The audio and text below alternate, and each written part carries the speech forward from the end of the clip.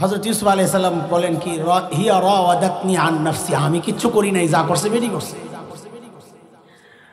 তো মিশরের গভর্নর বলেন কি তুমি যে করো নাই দলিল দাও, প্রমাণ দাও। এ দেখেন 2 নম্বরই আরেকটা হয়ে গেছে। দুনিয়ার আদালত, ইসলামী শাসন ব্যবস্থা, আইন ব্যবস্থায় নিয়ম হচ্ছে প্রমাণ কে দিবে? বাদী দিবে। বাদী, অভিযোগকারী প্রমাণ দেয়। আল বাইয়িনাতু আলাল মুদ্দাই, আরবি কথা। প্রমাণ দিবে অভিযোগকারী, প্রমাণ চাওয়া হচ্ছে অভিযুক্ত ব্যক্তির কাছে। বলেন তো সিস্টেম মতো হয়েছে না উল্টাইছে? প্রমাণ দেওয়ার কথা কার? বাদীকে, অভিযোগকারীকে। কাজী প্রমাণ কার দেওয়ার কথা? জোরে কর না। অথচ প্রমাণ চাওয়া হচ্ছে কার কাছে? উল্টাইলো কেন? কারণ জুলাইখারা তখন ক্ষমতায় থাকলে নিয়ম মানা লাগে না, ক্ষমতায় থাকলে নিয়ম উল্টানোটাই নিয়ম। আরে বলেন না, কথাবার্তা বুঝতেছেন না কিছু? হযরত ইউসুফকে আমি প্রমাণ পাবো কই? ভিতরে ছিলাম আমি আর বেডি, প্রমাণ পাবো কই? এর মধ্যেই আল্লাহ তাআলার কুদরত চালু হয়ে গেছে। জুলাইখার এক ফুফাতো বোন আসছিল দরবারে বেড়াইতে। তার এক বাচ্চা ছিল, কথা বলতে পারতো না, দুধের বাচ্চা, কথা বলার বয়সও হয় নাই, ওয়া ওয়া করে। আল্লাহ তাআলা এই বাচ্চার মুখ দিয়ে এমন কান্না বের করে দিয়েছেন, একেবারে নন স্টপ কান্না, চলছে তো চলছেই, যেন মেশিন ছেড়ে দিছে। ওয়া ওয়া ওয়া। হযরত ইউসুফের কানে যখন আসছে, বুঝছি আমার একটা ব্যবস্থা হয়েছে। বলে প্রমাণ দিবে, সাক্ষী দিবে ওই বাচ্চাটা। কে কে কে? জুলাইখা মনে মনে কয় চান্দু খাইছো ধরা, বাচ্চারে বানাইছো সাক্ষী। অস্বীকার করতা, তোমার কাছেও প্রমাণ নাই, আমার কাছেও নাই, কারোটাই সাব্যস্ত হইতো না। এখন এমন এক মানে কাঁচা কাম করছো, বাচ্চারে আনলে, বাচ্চারে জিজ্ঞেস করলে বাচ্চা কইব ওয়া খাইবা কি। কিন্তু মিশরের গভর্নর জানেন এই বাচ্চার প্রমাণ দেওয়ার মতো ব্যক্তি না। কিন্তু হযরত ইউসুফ এমন ফালতু ব্যক্তি না যে একটা খামাখা কথা বলছেন, নিশ্চয়ই এর মধ্যে কোনো রহস্য আছে। বলে বাচ্চাটারে নিয়ে আসো। বাচ্চারে আনার সাথে সাথেই বাচ্চার কান্না বন্ধ হয়ে গেছে, চালু হয়ে গেছে কুদরত। মিশরের গভর্নর বাচ্চাকে জিজ্ঞেস করে, এরে বাচ্চা, অপরাধী কে রে? আল্লাহর কুদরত দেখেন, বাচ্চাকে দিয়ে আল্লাহ বলাচ্ছেন কথা ঠিক, কিন্তু সরাসরি বাচ্চা বলে না যে অপরাধী জুলাইখা, ইউসুফ নিরপরাধ, এই কথা বাচ্চা বলে না। কারণ এই কথা বললে দরবারীরা কি বলতো? দরবারীরা বলতো ইউসুফ জাদু দিয়া এটা বাইর করছে। হুজুর গজে কত কাম, হুজুররা রং মাইক্কা শাপলা চত্বরে হইয়া থাকে। এগরে বিশ্বাস করা যায় না, আরো অনেক নাটক জানে। আরে বলতো কি বলতো না? কথা কর না, নাটক করতেছে, জাদু দিয়া বাইর করে নিজের কারামতি দেখায়, এই কথা কইতো। আল্লাহ তাআলা এমন এক সিস্টেমে কথা বের করছেন, পিচ্চি কি কয়? আল্লাহু আকবার। পিচ্চির জবান খুলে গেছে, পিচ্চি বলে ইন কানা কামিসুহু কুদ্দা মিন কুবুল ফাসাদাকাত ওয়া হুয়া মিনাল কাযিবিন ওয়া ইন কানা কামিসুহু কুদ্দা মিন দুবুর فكذبت وهو من الصادقين। পিচ্চি কয় ইউসুফ আলাইহিস সালাম ইউসুফের জামা চেক করেন। জামা কি চেক করতে কয়? কয় জামা চেক করলে, কই যদি দেখেন জামা সামনে দিয়ে ছিঁড়া, তো মনে করবেন ইউসুফ অপরাধী, জুলাইখা নিরপরাধ। ইউসুফ ধরতে গেছে, জুলাইখা আত্মরক্ষার্থে ধাক্কা মারছে, টান দিছে, জামার সামনে দিয়ে ছিঁড়ে লাইছে। আর যদি দেখেন জামা পেছন দিয়া ছিঁড়া, তো মনে করবেন ইউসুফ নিরপরাধ, জুলাইখা অপরাধী। ইউসুফ পালাতে গেছে, জুলাইখা পেছন দিয়া ধইরা টান মারছে। আয় ফালাম্মা রাআ কামিসাহু কুদ্দা মিন দুবুর, মিশরের গভর্নর যখন দেখলো জামা পেছন দিয়া ছিঁড়া, কয় কেস তো ফিটিং। আয় হায় হায় হায়, কারবার কি? ও ইউসুফ আরিদান হাজা, কাউরে কিচ্ছু বইল না। জুলাইখা অপরাধ করছো নিজে, চাপাও আরেকজনের কান্দে, না না এটা অপরাধীর নিয়ম না। অপরাধ করছো, ফাস্তাগফিরি লিযামবিক, অপরাধ স্বীকার করে আল্লাহর কাছে তওবা করো। অপরাধ স্বীকার করতে হয়, মানুষের কাছে ক্ষমা চাইতে হয়। গুনারে গুনাহ মনে না করা, কেন গুনাহ করার চেয়ে বড় অপরাধ? শুনবেন শুনবেন তো শুনেন। ইবলিসকে আল্লাহ যখন তাড়াইয়া দিচ্ছে তুই বাইর হ। তো ইবলিস আল্লাহর কাছে কিছু আবদার করছে, আল্লাহ আমার এটা লাগবে এটা লাগবে। জানেন তো একটা ঘটনা শোনেন তো, এটা বুঝবেন ভালো। 3-4 বছর আগে আমি ছিলাম মদিনায়। তো মদিনায় গেলে বাংলাদেশের ছেলেরা যারা মদিনা ইউনিভার্সিটিতে পড়ে, আমাদেরও ছাত্ররা আছে, ওরা আইসা দেখা করে, সব খোঁজ খবর নেই। তো একদিন 4-5টা আইসা হাসতে হাসতে শেষ, হুজুর আজকে এক আশ্চর্য ঘটনা ঘটছে। কি হয়েছে? বলে মদিনার পুলিশ ফোন দিছে হজ মিশনে, হজের অফিসে, যা আপনাদের এক হাজি সাহেব ধরা পড়ছে, ওরে নিয়ে যান। অপরাধ কি? ভিক্ষা করে। কি করে? তো যেহেতু হজ মিশনে যে সমস্ত কর্মকর্তারা যায়, ওরা তো আর আরবি টারবি জানে না। তো ওই হজ চলাকালীন মদিনা ইউনিভার্সিটির ছাত্রদেরকে একটা কন্ট্রাক্টে এই কদিনের জন্য নিয়ে নেয়, ওদেরকে পাঠাইছে। তো ওরা আমার শোনাইতেছে, হুজুর যায়া দেখি সারে ওই ভিক্ষা করে যে 2 হাত নাই, বইয়া রয়েছে নিশ্চিন্তায়, এর মধ্যে কোনো অনুশোচনা, হ্যাঁ একটা অন্যায় করছে যার কারণে গ্রেফতার হয়েছে, দেশে বাড়াই দিবে, এর কোনো চিন্তা নাই, টেনশন ফ্রি বয়ে রয়েছে। তা আমরা চিন্তা করলাম আগে হেরে সুডাই, পরে জিগামু কি ঘটনা। তো সুডাইয়া গাড়িতে উঠায় প্রথমে জিগাইতেছি হাত কাটা কেন? তো কয় কি আসিলাম ডাকাইত, ধরা পড়া গণপিটুনি খায় হাত 2টা হারাইছে। হুজুর ও এমন ভাবে বলতেছে মনে হয় যেন ডাকাতি কোনো অপরাধ না, একটা সম্মানজনক পেশা। আর বলার ঢং। তারপর এখন কি করে খামো? কিন্তু আল্লাহ তো রাজ্জাক, আল্লাহকে আমারে না খাওয়ায় রাখবো? আল্লাহ সুবহানাহু ওয়া তাআলা রহম করছে, একটা রাস্তা খুলে দিছে, আলহামদুলিল্লাহ। কি রাস্তা খুলছে? প্রতি বছর হজ আইলে কম টাকায় হজে আয়া পড়ি, মক্কা মদিনা মিনা মুজদালিফা আরাফায় ভিক্ষা করি, আলহামদুলিল্লাহ, আল্লাহ শুকুর, যা পাই হজের খরচটা যা থাকে সারা বছর চলতে পারি। ভাই কোন বুদ্ধি শিখাইতেছি, কে আবার নিয়ত টিয়ত কইরা খবরদার, জামিন নাই। কৌজুর আমরা ওর কথা শুনে আস্তে আস্তে শেষ। এখন সিদ্ধান্ত হয়েছে ওরা দেশে বানাই দিচ্ছে, অফিসে বসায় রাখছে, ওর সামান টামান আনা হইতেছে, রিটার্ন টিকিট আনা হয়েছে, বাংলাদেশে পাঠায় দিচ্ছে। বলে অত নিশ্চিন্তে বসে রয়েছে। হঠাৎ আপনারা কি আমার দেশে পাঠিয়ে দিবেন? তো পাঠাবো না, কি কামটা করছিস তুই?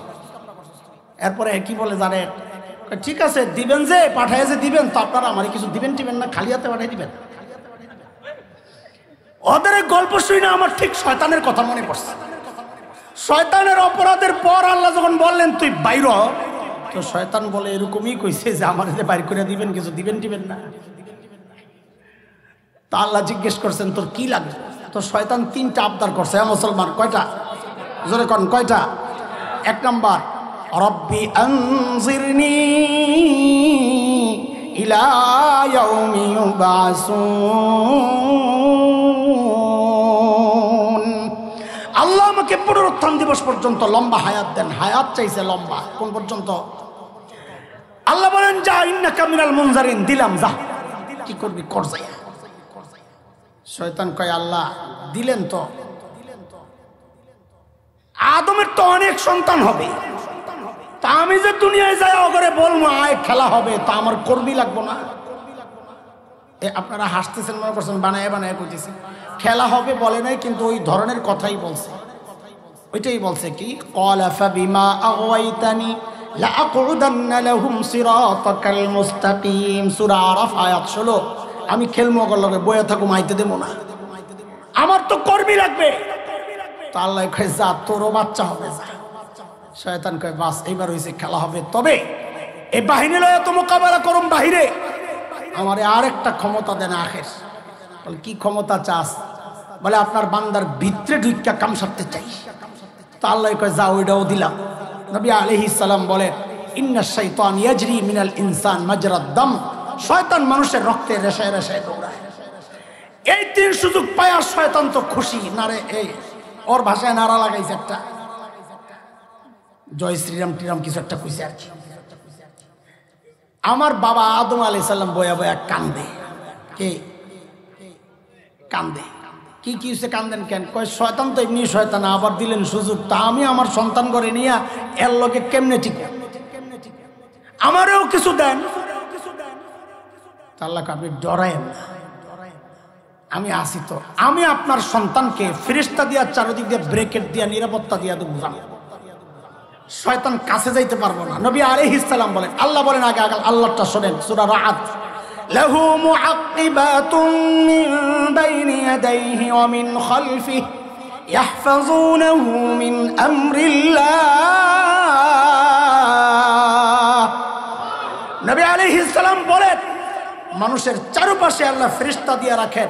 শয়তান আসলে আমরা যেমন খাবার থেকে মাছি তাড়াই না, ফেরেশতারাও আমাদের চারপাশ থেকে ওইভাবে শয়তানকে তাড়াইয়া দেয়। আমার বাপে বৈশা বৈশা কান্দে, কান্দা অব্যাহত আছে। কি কান্দেন কেন? কাল আপনি ফেরেশতা দিয়ে যে নিরাপত্তা দিবেন, এর চেয়ে নিরাপদ জায়গা জান্নাতে তো আমি নিজেই ছিলাম, তাও তো ধরা খাইছি। কেন হয়তো কাছে যায় ধোকা দেয় না, হয়তো রিমোট কন্ট্রোল দিয়ে দূরের থেকে খালি চ্যানেল পাল্টায়, মানে অশ্বাসা দেয়। এখন কি করা? কাল্লা আমার আরো কিছু দেন, তাল্লাকে জানতেন আপনি ডরাইয়ের না, আমি আসি তো। আপনার সন্তান আমার বান্দা, আপনি বানান নাই, আমি বানাইছি। আমার মায়া আরো অনেক বেশি আপনার চেয়ে। আমি আমার বান্দার জন্য একটা স্পেশাল অফার রাখছি। ও মুসলমান, খেয়াল করেন, আমাদের দুই পাশে আল্লাহ দুইটা সৃষ্টি রেখেছেন ভিন্ন চরিত্রের। এক পাশে ফেরেশতা, আরেক পাশে শয়তান। ফেরেশতাদের চরিত্র সম্পর্কে আল্লাহ কোরআন আল কারীমের সূরাতুত তাহরীম 28 নম্বর পারা, সূরাতুত তাহরীমের 6 নম্বর আয়াতে আল্লাহ বলেন, লা ইয়াসুনাল্লাহা মা আমারহুম ওয়া ইয়াফআলুনা মা ইউমারুন। সহজ কথা হলো, ফেরেশতাদের চরিত্র হচ্ছে ফেরেশতারা গুনাহ করতে পারেন না। কি বলেছি বলেন তো? করেন না বলি নাই, হ্যাঁ, এটা মাথায় রাখা লাগবে। কি বলেন? গুনাহ করতে পারেন না, সেই ক্ষমতা সেই শক্তি আল্লাহ দেন নাই। ঠিক এর উল্টা হচ্ছে শয়তান। শয়তান ভালো কাজ করতে পারে না। এই যে ভিন্ন দুই চরিত্রের দুই সৃষ্টি, এই ভিন্ন দুই চরিত্রের মিশেলে সংমিশ্রণে আল্লাহ আমাদেরকে মানুষ বানাইছেন। আমাদের মধ্যে ফেরেশতার চরিত্র আছে, আমরা ভালো কাজ করি। আমাদের মধ্যে শয়তানি চরিত্র আছে, আমরা শয়তানিও কম করি না। সূরা আশ-শামসি ওয়া দুহাহার মধ্যে আল্লাহ বলেছেন, এটা 7, 8, 9 আয়াত, ওয়া নাফসিন ওয়া মা সাওয়াহা ফাআলহামাহা ফুজুরাহা ওয়া তাকওয়াহা قد أفلح من زكاها وقد خاب من دساها। মানুষকে আল্লাহ বানাইছেন এমন, ভালো করার শক্তিও আছে, গুনাহ করার শক্তিও। আমাদের আলোচনাকে গুছানোর জন্য, সাজায়া বলার জন্য এই মানুষকে আমরা 3টা ভাগে ভাগ করতে চাই। কয় ভাগ বলেন? 1 নাম্বার, যারা সর্বশ্রেষ্ঠ মানুষ, কারা বলেন তো? নবী রাসূল। শাবাশ, মাশাআল্লাহ। নবী রাসূলদের ব্যাপারে আহলুস সুন্নাহ ওয়াল জামাতের আকীদা, হুজুরে ধরলাম মানে এইরকম আলেম যারা আছেন তারা যে আকীদা লালন করেন, আমরা যে আকীদা লালন করি, উলামায়ে দেওবন্দের আকীদা, সমস্ত নবী মাসুম, নিষ্পাপ। কোন নবী জিন্দেগিতে কোনো গুনাহ করেন নাই। বলেন, সমস্ত নবী কি নিষ্পাপ? কোন নবী জিন্দেগিতে গুনাহ করেন নাই, তবে গুনাহ করার সামর্থ্য ছিল, শক্তি ছিল। ফেরেশতাদের মতো না। ফেরেশতারা তো গুনাহ করার যোগ্যতাই ছিল না। নবীদের যোগ্যতা ছিল, কিন্তু কেন করেন নাই? এর বহু কারণ আছে, এটা আমার আলোচনার বিষয় না, এই জন্য আমি ওদিকে খুব একটা সময় দিব না আপনাদের। কেন করেন নাই? অনেক কারণের মধ্যে একটা মৌলিক কারণ হচ্ছে, সমস্ত নবীকে আল্লাহ নিজেই গুনাহ করতে দেন নাই, গুনাহ করা থেকে বাঁচায় রাখছে। আবার প্রশ্ন আসবে, কেন বাঁচাইছেন? এই খোঁচানো তো চলতেই থাকবে, একটু জবাব শুনে নেন, তাহলে যেন খোঁচাখুচি না থাকে। আল্লাহ কেন বাঁচাইছেন? সূরা হজ শেষ দিকে একটা কথা আছে, একটা আয়াত। আল্লাহ বলেন, আল্লাহু ইয়াসতাফি মিনাল মালাইকাতি রাসূলান ওয়া মিনান নাস ইন্নাল্লাহা সামিউন বাসীর।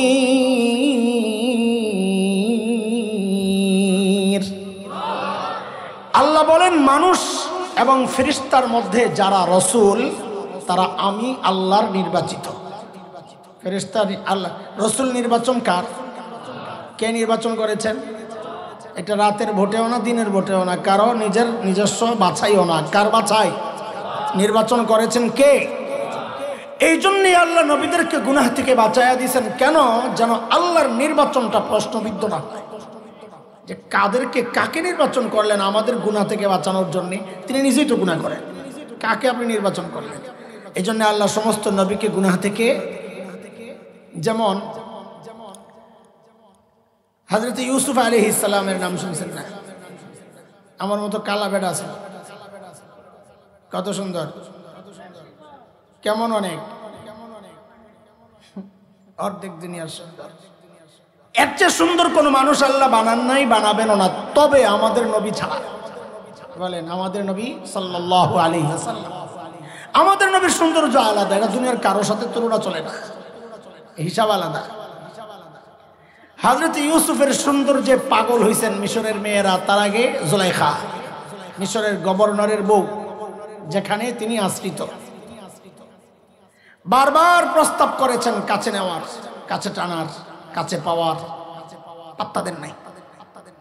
জুলাইখা অসহ্য যন্ত্রণা কলিজায় লালন করতে করতে একদিন স্থির করছেন মন, যা করে আল্লাহ আজকে একটা হামলা চালাম। বান্দিরে দিয়া খবর পাঠাইছে, ওরে কয়েকটু ভিতরাইতে। মনিবের স্ত্রী ডাকছে, যাওয়া লাগে, একদম অন্দরমহলে ঢুকাইছে।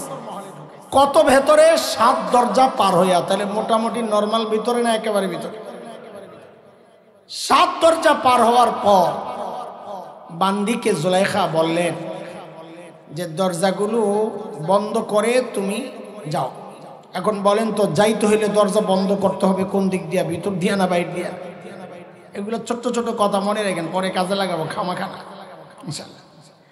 বান্দি সবগুলো দরজা বাইরে দিয়ে বন্ধ করে গেছে।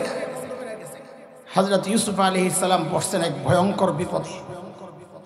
মুফাসসিররা বলেন বিপদ মৌলিকভাবে 3টা।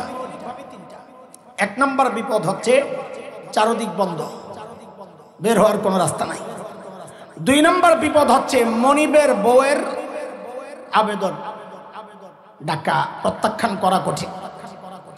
3 নম্বর বিপদ হচ্ছে নিজেও তো টকবগে যুবক, এমন ভেতরে একজন সুন্দরী নারীর, এই বয়সে নারীর আহ্বানকে প্রত্যাখ্যান করাও কম কষ্ট না। এই মৌলিক 3টা বিপদের মুখে নবী ইউসুফ, তখন এই পুরা বিষয়টা আল্লাহ তাআলা কোরআন আল কারীমের মধ্যে লম্বা আলোচনা করেছেন। সূরা ইউসুফের 23, 24, 25, 26, 27 সবগুলো আয়াতে পুরা ঘটনা আল্লাহ আনছেন। আল্লাহ কি বলেন শোনেন। وراودته التي هو في بيتها عن نفسه وغلقت الأبواب وقالت هيت لك قال معاذ الله إنه ربي أحسن مثواي إنه لا يفلح الظالمون ولقد همت به وهم بها لولا أن رأى برهان ربه كذلك لنصرف عنه السوء والفحشاء إنه من عبادنا المخلصين।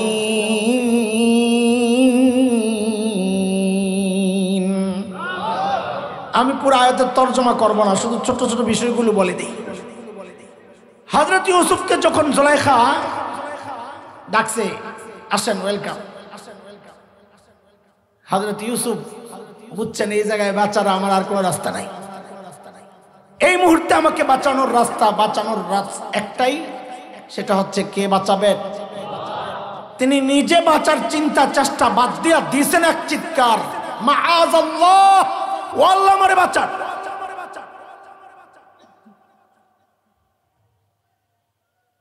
24 নম্বর আয়াতে আল্লাহ বলতেছেন কাযালিকা লিনাসরিফা আনহু সুআ ওয়াল ফাহশা, আমি এইভাবে ইউসুফকে অন্যায় অশ্লীল কাজ থেকে বাঁচাইয়া দিছি। তাহলে বাঁচাইছেন কে? আমাদের বলার উদ্দেশ্য যেটা, নবীদেরকে বাঁচান কে? মনে আসেনি কথা? কেমনে বাঁচাইছেন আল্লাহ বলতেছেন 25 নম্বর আয়াত থেকে, ওয়াস্তাবাকাল বাব وقدت قميصه من دبر وألف يا سيدها لدى الباب। দরজার দিকে দৌড় দিয়েছেন হযরত ইউসুফ। আচ্ছা বলেন তো, দরজা খোলা না বন্ধ? ভিতর দিয়া না বাইরে দিয়া? তাইলে হযরত ইউসুফ কি জানেন যে ওই দরজার মধ্যে মেশিন বসানো, যেমন এখন আধুনিক বড় বড় মার্কেটগুলোতে অফিসে থাকে গ্লাসের দরজা, সেন্সর মেশিন বসানো, কাছে গেলে আস্তে দরজা খুলে যায়, এমন মেশিন বসানো ছিল?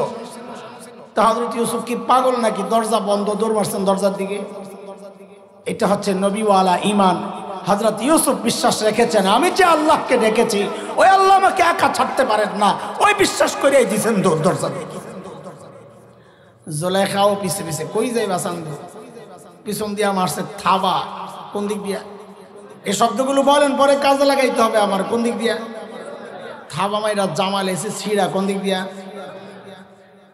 যেই দরজার সামনে গেছে দরজা খাট করে খুলে গেছে। খুলছেন কে? ওই যে বলতেছি নবীদেরকে গুনাহ থেকে বাঁচান কে? প্রত্যেক পদে পদই পাইবেন বিষয়টা। পরের দরজায় গেছেন আবার খাট করে খুলে গেছেন।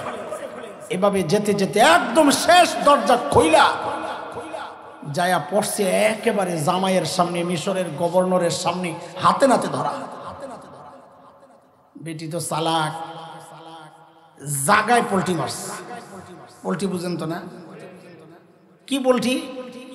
قالت ما جزاء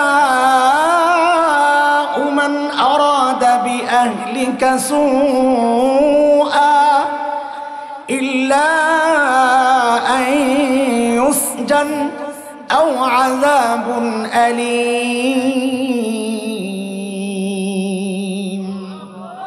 বলে আপনার স্ত্রীর সাথে অপকর্মের চেষ্টা যে করলো তার শাস্তিটা কি হওয়া উচিত? দেখছেন নি? অপরাধ করলো নিজে, চাপায়া দেয় আরেকজনের কান দিয়ে, পুরাই হাসিনা স্টাইল। কথা কন ঠিক কিনা? হ্যাঁ, এই সিস্টেম আগের থেকেই চলতেছে। আপনার বিবির সাথে অপকর্মের চেষ্টা যে করলো তার শাস্তি কি হওয়া উচিত? বইলাই আবার নিজেই কয় শাস্তি দুইটার যে কোন একটা দেন। হয় ওরে আয়না করে ঢুকান, তখন তো আয়না করে আসলো না, যেটা আসলো এটারই নাম দিলাম আর কি।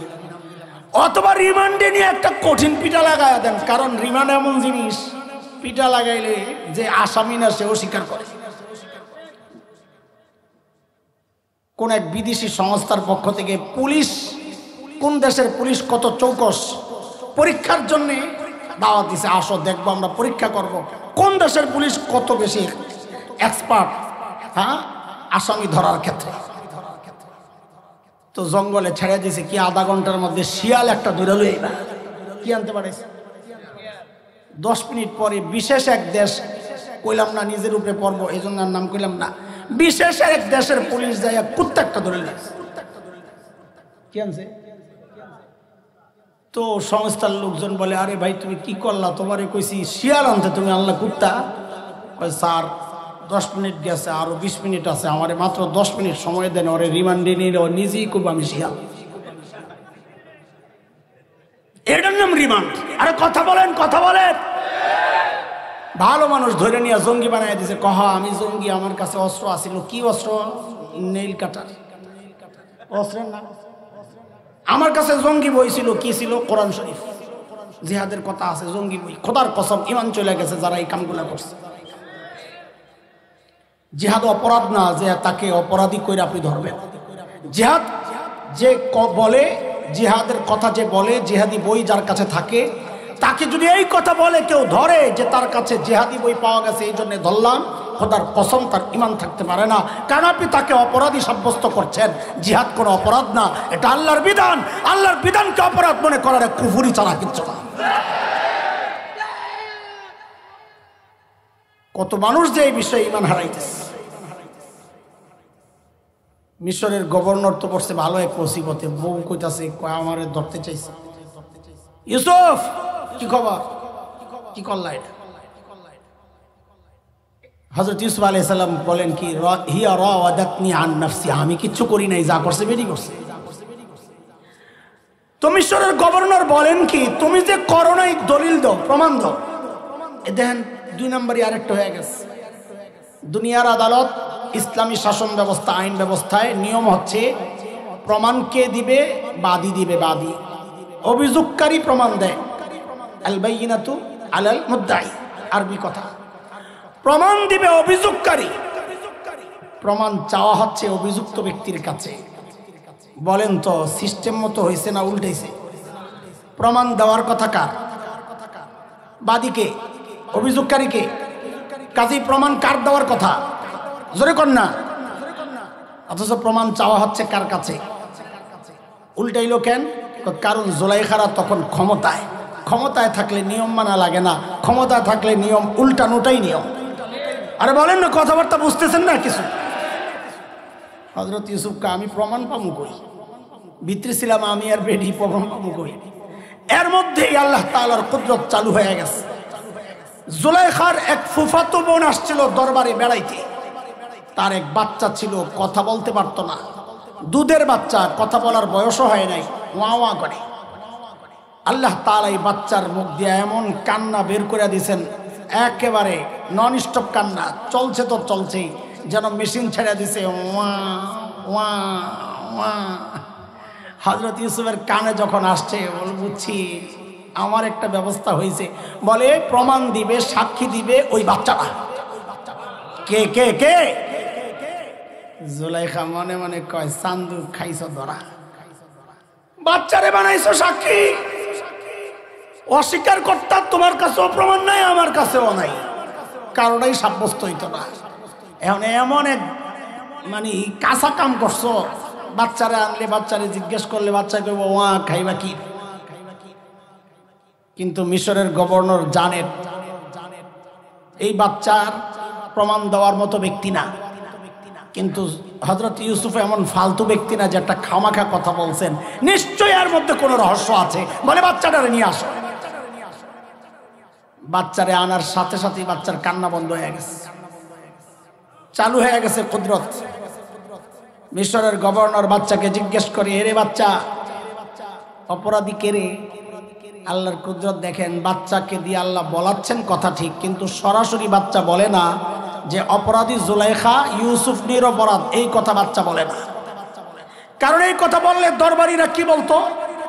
দরবারীরা বলতো ইউসুফ জাদু দিয়া এটা বাইর করছে। হুজুর গজে কত কাম, হুজুররা রং মাইক্কা শাপলা চত্বরে হইয়া থাকে, এগরে বিশ্বাস করা যায় না, আরো অনেক নাটক জানে। আরে বলতো কি বলতো না? কথা কর না, নাটক করতেছে, জাদু দিয়া বাইর করে নিজের কারামতি দেখায়, এই কথা কইতো। আল্লাহ তাআলা এমন এক সিস্টেমে কথা বের করছেন, পিচ্চি কি কয়? আল্লাহু আকবার। পিচ্চির জবান খুলে গেছে, পিচ্চি বলে, ইন কানা কামিসুহু কুদ্দা মিন কুবুল ফাসাদাকাত ওয়া হুয়া মিনাল কাযিবিন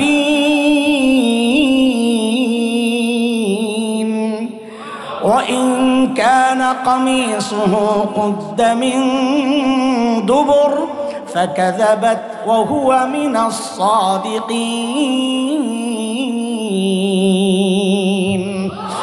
পিচ্চি কয় ইউসুফ আলাইহিস সালাম, ইউসুফের জামা চেক করেন। জামা কি চেক করতে কয়?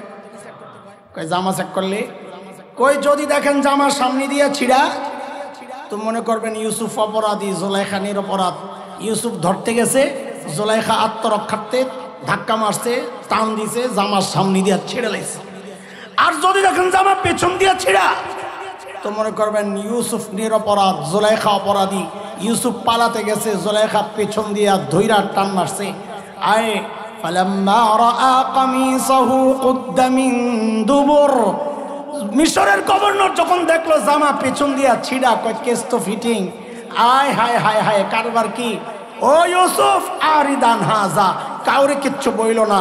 জুলাইখা অপরাধ করছো নিজে, চাপাও আরেকজনের কান্দে, না না, এটা অপরাধীর নিয়ম না। অপরাধ করছো, ফাস্তাগফিরি লিযামবিক, অপরাধ স্বীকার করে আল্লাহর কাছে তওবা করো। অপরাধ স্বীকার করতে হয়, মানুষের কাছে ক্ষমা চাইতে হয়। গুনারে গুনাহ মনে না করা কেন গুনাহ করার চেয়ে বড় অপরাধ? শুনবেন শুনবেন তো শুনেন। ইবলিসকে আল্লাহ যখন তাড়াইয়া দিচ্ছে তুই বাইর হ, তো ইবলিস আল্লাহর কাছে কিছু আবদার করছে, আল্লাহ আমার এটা লাগবে এটা লাগবে। জানেন তো একটা ঘটনা শোনেন তো, এটা বুঝবেন ভালো। 3-4 বছর আগে আমি ছিলাম মদিনায়। তো মদিনায় গেলে বাংলাদেশের ছেলেরা যারা মদিনা ইউনিভার্সিটিতে পড়ে, আমাদেরও ছাত্ররা আছে, ওরা আইসা দেখা করে, সব খোঁজ খবর নেই। তো একদিন 4-5টা আইসা হাসতে হাসতে শেষ, হুজুর আজকে এক আশ্চর্য ঘটনা ঘটছে। কি হয়েছে?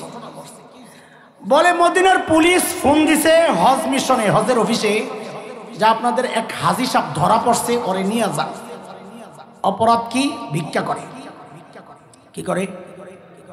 তো যেহেতু হজ মিশনে যে সমস্ত কর্মকর্তারা যায়, ওরা তো আর আরবি টারবি জানে না, তো ওই হজ চলাকালীন মদিনা ইউনিভার্সিটির ছাত্রদেরকে একটা কন্টাকে এই কয়দিনের জন্য নিয়ে নেয়, ওদেরকে পাঠাইছে। তো ওরা আমার শোনাইতেছে, হুজুর যায়া দেখি সারে ওই ভিক্ষা করে যে 2 হাত নাই, বইয়া রয়েছে নিশ্চিন্তায়, এর মধ্যে কোনো অনুশোচনা, হ্যাঁ একটা অন্যায় করছে যার কারণে গ্রেফতার হয়েছে, দেশে পাঠাই দিবে, এর কোনো চিন্তা নাই, টেনশন ফ্রি বয়ে রয়েছে। আমরা চিন্তা করলাম আগে হেরে সুডাই, পরে জিগামু কি ঘটনা। তো সুডাইয়া গাড়িতে উঠায় প্রথমেই জিগাইতেছি হাত কাটা কেন? তো কয় কি আসিলাম ডাকাইত, ধরা পড়া গণপিটুনি খায় হাত 2টা হারাইছে। হুজুর ও এমন ভাবে বলতেছে মনে হয় যেন ডাকাতি কোনো অপরাধ না, একটা সম্মানজনক পেশা। আর বলার ঢং। তারপর এখন কি করে খামো? কিন্তু আল্লাহ তো রাজ্জাক, আল্লাহকে আমারে না খাওয়ায় রাখবো? আল্লাহ সুবহানাহু ওয়া তাআলা রহম করছে, একটা রাস্তা খুলে দিছে, আলহামদুলিল্লাহ। কি রাস্তা খুলছে? প্রতি বছর হজ আইলে কম টাকায় হজে আয়া পড়ি, মক্কা মদিনা মিনা মুজদালিফা আরাফায় ভিক্ষা করি, আলহামদুলিল্লাহ, আল্লাহ শুকুর, যা পাই হজের খরচটা যা থাকে সারা বছর চলতে পারি। ভাই কোন বুদ্ধি শিখাইতেছি, খেয়ে আবার নিয়ত টিয়ত কইরা খবরদার, জামিন নাই। কৌজরা আমরা ওর কথা শুনে আস্তে আস্তে শেষ। এখন সিদ্ধান্ত হয়েছে ওরা দেশে বানাই দিবে, অফিসে বসায় রাখছে, ওর সামান টামান আনা হইতেছে, রিটার্ন টিকিট আনা হয়েছে, বাংলাদেশে পাঠায় দিবে। বলে অত নিশ্চিন্তে বসে রয়েছে। হঠাৎ আপনারা কি আমার দেশে পাঠিয়ে দিবেন? তো পাঠাবো না, কি কামটা করছিস তুই? এরপরে কি বলে জানে, ঠিক আছে দিবেন, যে পাঠায় যে দিবেন, তো আপনারা আমার কিছু দিবেন টিবেন না, খালি হাতে পাঠিয়ে দিবেন। ওদের গল্প শুনে আমার ঠিক শয়তানের কথা মনে পড়ছে। শয়তানের অপরাধের পর আল্লাহ যখন বললেন তুই বাইর হ, তো শয়তান বলে এরকমই কইছে যে আমার বাইর করে দিবেন, কিছু দিবেন টিবেন না। তা আল্লাহ জিজ্ঞেস করছেন তোর কি লাগবে? তো শয়তান 3টা আবদার করছে। মুসলমান কয়টা? জোরে কোন কয়টা? 1 নাম্বার, রব্বি আনজিরনি ইলা ইয়াউমি ইউবাসুন, আল্লাহ আমাকে পুনরুত্থান দিবস পর্যন্ত লম্বা হায়াত দেন। হায়াত চাইছে লম্বা, কোন পর্যন্ত? আল্লাহ বলেন যা ইন্নাকা মিনাল মুনজারিন, দিলাম, যা কি করবি কর যাই। শয়তান কয় আল্লাহ দিলেন তো, আদমের তো অনেক সন্তান হবে, তা আমি যে দুনিয়ায় যাই ওগরে বলবো আয় খেলা হবে, তা আমার কর্মী লাগবো না? আপনারা হাসতেছেন, মনে করছেন বানায় বানায় কইতেছি। খেলা হবে বলে নাই, কিন্তু ওই ধরনের কথাই বলছে। ওইটাই বলছে কি, ক্বালা ফাবিমা আগওয়াইতানি লাআকুদান্না লাহুম সিরাতাকাল মুস্তাকিম, সূরা আরাফ আয়াত 16।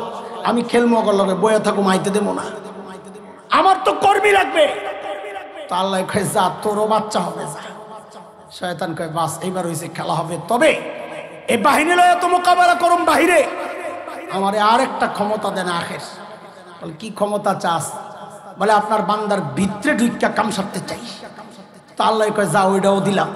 নবী আলাইহিস সালাম বলেন ইন্নাশ শাইতান ইয়াজরি মিনাল ইনসান মাজরাদ দাম, শয়তান মানুষের রক্তে রেশায় রেশায় দৌড়ায়। এই 3 সুযোগ পায়া শয়তান তো খুশি নারে, এই ওর ভাষায় নারা লাগাইছে একটা, জয় শ্রীরাম টিরাম কিছু একটা কইছে আর কি। আমার বাবা আদম আলাইহিস সালাম বয়া বয়া কান্দে। কে কান্দে? কি কি হচ্ছে কান্দেন কেন? কয় শয়তান তো এমনি শয়তান, আবার দিলেন সুযোগ, তা আমি আমার সন্তান করে নিয়ে এর লগে কেমনে ঠিক? আমারও কিছু দেন। আল্লাহ আপনি ডরায়েন না, আমি আসি তো। আমি আপনার সন্তানকে ফেরেশতা দিয়া চারদিক দিয়ে ব্রেকেট দিয়া নিরাপত্তা দিয়া দেবো, শয়তান কাছে যাইতে পারবো না। নবী আলাইহিস সালাম বলেন, আল্লাহ বলেন, আগে আগে আল্লাহটা শোনেন, সূরা রাআদ, লাহু মুআক্কিবাতুম মিন বাইনি ইয়াদাইহি ওয়া মিন খালফিহি ইয়াহফাযুনাহু মিন আমরিল্লাহ। নবী আলাইহিস সালাম বলেন, মানুষের চারপাশে আল্লাহ ফেরেশতা দিয়ে রাখেন। শয়তান আসলে আমরা যেমন খাবার থেকে মাছি তাড়াই না, ফেরেশতারাও আমাদের চারপাশ থেকে ওইভাবে শয়তানকে তাড়াইয়া দেয়। আমার বাপে বৈশা বৈশা কান্দে, কান্দা অব্যাহত আছে। কি কান্দেন কেন? কাল আপনি ফেরেশতা দিয়ে যে নিরাপত্তা দিবেন, এর চেয়ে নিরাপদ জায়গা জান্নাতে তো আমি নিজেই ছিলাম, তাও তো ধরা খাইছি। কেন হয়তো কাছে যায় ধোকা দেয় না, হয়তো রিমোট কন্ট্রোল দিয়ে দূরের থেকে খালি চ্যানেল পাল্টায়, মানে অশ্বাসা দেয়। এখন কি করা? কাল্লা আমারে আরো কিছু দেন, কাল্লাকে জানতেন, আপনি ডরায়েন না, আমি আসি তো। আপনার সন্তান আমার বান্দা, আপনি বানান নাই, আমি বানাইছি। আমার মায়া আরো অনেক বেশি আপনার চেয়ে। আমি আমার বান্দার জন্য একটা স্পেশাল অফার রাখছি। ও মুসলমান, খেয়াল করেন, আল্লাহ বলেন আমি আমার বান্দার জন্য একটা স্পেশাল অফার রাখছি। কি অফার সেটা? বলে আমার বান্দা গুনাহ করতে করতে করতে করতে জীবনটা শেষ করছে। জীবনের শেষ সময়েও যদি আয়েশা খালি আমার একবার বলে, ও আমার রব, আমি ভুল করছি, আমারে মাফ করে দাও, তা আমি ওর জিন্দেগির সব গুনাহ খাতা মাফ করে দেব। যে এই কথা বলেছেন হযরত আদম তো খুশি, সব মাফ করে দিলে আমার কোনো টেনশন নাই। কিন্তু আদম খুশি হইলে কি হইব? শয়তান তো লাভ দিয়ে উঠছে, হ্যাঁ কি কইলেন সব মাফ করে দিবেন, তাহলে আমার ওই 3 সুযোগ দিয়েছেন ঘোড়ার ডিম কোন কামের লিগা? আমি ওইটা করুম কি? আমি সারাদিন মেহনত করে আরে গোমরা করুম, আর আপনি বিকালে মাফ করে দিবেন, তো আমার লাভটা কি? শয়তান তখন, খুব খেয়াল করেন, আমরা আলোচনা করতে আনছি, গুনাহ করাচ্ছে, গুনাহকে গুনাহ মনে না করা বেশি মারাত্মক। মনে আছে তো? কেন কেনর জবাব খুঁজতেছিলাম, মনে আছে তো? এই যে জবাব আইছে, তখন শয়তান দ্বারা একটা হুঙ্কার দিছে, হুমকি, চূড়ান্ত হুমকি। কি সেটা? আল্লাহ আপনার বান্দারে আপনি তওবা করলে মাফ করে দিবেন, মাফ চাইলে মাফ করে দিবেন। দেন আমি শয়তানও বাটপার কর না, আমি কি করব জানেন? আমি আপনার বান্দারে দিয়ে এমন গুনাহ করাবো যেন সে তওবা না করে। তওবা করলে না মাফ করবে, আমি এমন গুনাহ করাবো যেন সে তওবা না করে। মুহাক্কিক আলেমরা পেরেশান হয়ে গেছেন। আর ওই গুনাহ কোনটা? যা মানুষ করে কিন্তু তওবা করে না। খুঁজতে খুঁজতে খুঁজতে খুঁজতে পাওয়া গেছে সেই গুনাহ হচ্ছে ওই গুনাহ যে গুনাহ মানুষ করে কিন্তু গুনারে গুনাহ মনে করে না। এই ক্যাটাগরির 1 নম্বর গুনার নাম হচ্ছে বিদআত। কি বলেন? বলেন বিদআত। বিদআত মানুষ করে, তওবা করে না। কেন? কারণ তার কাছে সে তো গুনাহই করে নাই, তো তওবা কেন করবে? সে তো মনে করতেছে সওয়াব করতেছে। দোস্ত, এই জন্য বড়রা বলেন গুনাহ করার চেয়ে গুনাহকে গুনাহ মনে না করা আরো মারাত্মক, আরো মারাত্মক, আরো মারাত্মক। আল্লাহ তাআলা গুনাহ থেকেও হেফাজত করেন, গুনাহকে গুনাহ মনে না করার প্রবণতা থেকেও আল্লাহ আমাদেরকে হেফাজত করেন। আচ্ছা দোস্ত, যেহেতু আসতেছে, আসবে, আসতে আমার কথা হয়েছে একটু, আর আমি যখন ঢুকবো কিনা, বয়ান উঠবো কিনা, এই কথাটা জিজ্ঞেস করার জন্যে। এমনি তো প্ল্যান ছিল যে দোস্ত বাদ এসা বসবেন, আমি বাদ এসা বসবো, আমার পরপরই দোস্ত বসবেন। হঠাৎ বেচারার একটা খুবই জরুরত এসে পড়ছে, মাগরিবের পরে ওখানে থাকতে হবে। হঠাৎ জরুরত তো আসতেই পারে, তাই না? খালি জরুরত আপনাকেই আছে, আমাকে কোনো জরুরত নাই। না না নাই। তো দোস্ত আমারই কইল, দোস্ত আমি তো বিপদে পড়ছি, বিপদে পড়ছি, আপনি যান। আমি যাবো মানে কি কথা কর? পোলাপান্ডি মরে যাবো আপনি না গেলে। তাহলে আমি যাই খালি দোয়া করুন। কয়টায় করবেন, কয়টা হেডা কর, দোয়া করবেন কয়টা হেডা কর। পরে আমি হিসাব টিসাব মিলে দেখলাম যে না, 11টার আগে আসতে পারবো না, 11:30টাও বাজতে পারে। তা আমি করি তাহলে আমি একটু দেরিতে উঠি, তো এই জন্য দেরি করে বসলাম আর কি। চলতে থাকবে, 11:30 এখন বাজে না, বেশি কথা কইস না, আইসা করো, দোয়া করবে। তো আমাদের বয়ান চলতে থাকুক, কি বলেন? আরে কথা কন, ভাল না লাগলে যাইয়া ওই চা খান, আইলে আবার আয়া পড়েন, যান, ছুটি দিলাম, যান। আশেপাশে চায়ের দোকান আছে না, তো যাইয়া চাটা খান। দোস্তের পোলাপান যখন স্লোগান দিব, পিসা হুজুরের আগমন, শুভেচ্ছা, স্বাগতম, আপনি লগে লগে আমি যাই চায়ের টাকা লয়। কি করবেন? আমি যাই, চায়ের টাকা লো, ঠিক আছে? তো হ্যাঁ খোদা, আরো বলে 20-25 মিনিট আগে বলে আইছে। জালেম বড় চালাক, যাই আসতে করে চুপচাপ বয়া থাকবো। ধরা পড়লে কাঁচায়া বয়া কি করবো জানেন? আমি বয়ান শুনতে আইছি, আপনি করেন, মানে ফাঁকি ফাঁকি। সুবহানাল্লাহ। শহীদ হয়ে গেছি, শহীদ হওয়ার পর কয় একটা স্লোগান দেন, শহীদের স্লোগান বড় ভালো লাগে। অবস্থা হয়েছে তাই। আচ্ছা শুনেন, দুইটা কথা বলে শেষ করবো ইনশাল্লাহ, এর মধ্যে আইসা পড়বেন দোস্ত। আস বসে বসে বলে চাটা খায়, চলতে থাকুক না, চলতেছে। আল্লাহ আল্লাহ আল্লাহ আল্লাহ আল্লাহ আল্লাহ। আচ্ছা বলেন তো গুনাহগুলো ছাড়া দরকার কিনা? শেষ কথা বলেন। আমি তো ছাড়তে চাই ইনশাআল্লাহ তাআলা। আপনারাও ছাড়তে চান? হাত নামান।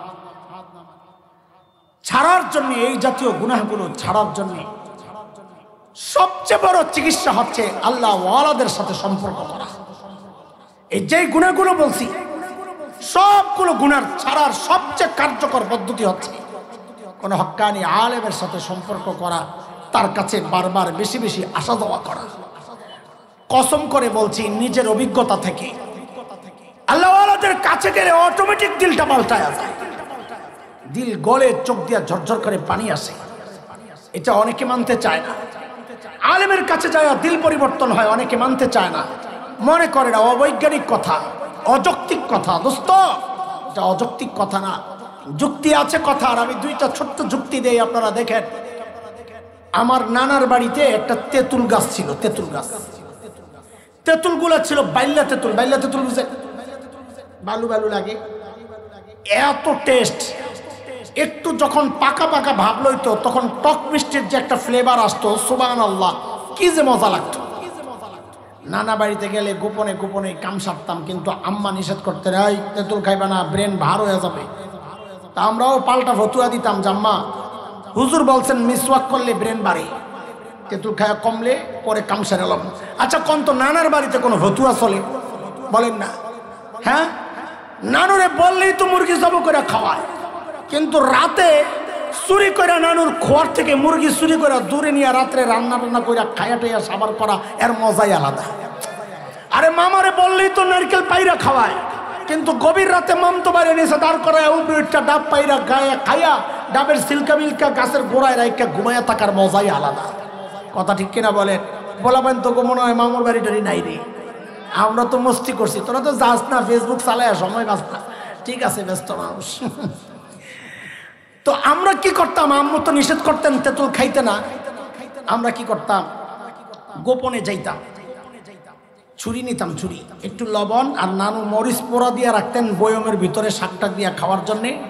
গোপনে চুরি করে কিছু মরিচ লইয়া যাইতাম। প্লেট নিতাম না, কারণ জঙ্গলে ওয়ান টাইম প্লেট পাওয়া যায়। কি সেটা? কলা পাতা, সাবাস বেটা। ওই ওয়ান টাইম প্লেটের মধ্যে কাম সারতাম। তেঁতুলগুলা পাইরা, হায় আল্লাহ, ধন্যপাতা কাইটা মরিচ দিয়া ধন্যপাতা মাইখা, এরপরে তেঁতুলগুলারে যখন কিচি কিচি করে কাটতাম না, তখন কাটার সময় তো জিব্বায় পানি আয়া পড়তো। কাটার পর ওই ধন্যপাতার মরিচের লগে যখন একটা মাখানি দিতাম রে ভাই, সুবহানাল্লাহ, মুখে রসে রস হয়ে যাইত। আল্লাহু আকবার। দোস্ত কথা কর, মুখে দেওয়ার পর যে একটা টেস্ট পাইতাম, মজা। আল্লাহ, একটু ঠিক করে বলেন তো, আমার তো মুখে রস আয়া পড়ছে, আপনাকে কি অবস্থা? মিশা কথা কইবেন না, জোরে কর। আইসে যদি কারো না আসে, বুঝতে হবে তার মুখে সমস্যা আছে, এর পেটের চিকিৎসা করার দরকার। এই দোস্ত খেয়াল করেন, একটা তেঁতুলের আলোচনা করলাম।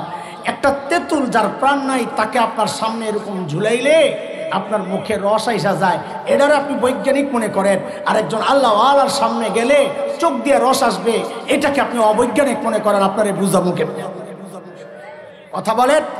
আচ্ছা, আরেকটা উদাহরণ শুনেন। বলেন তো, আমার মাথার টুপিটা আল্লাহ ওয়ালা না আল্লাহ ওয়ালার পোশাক?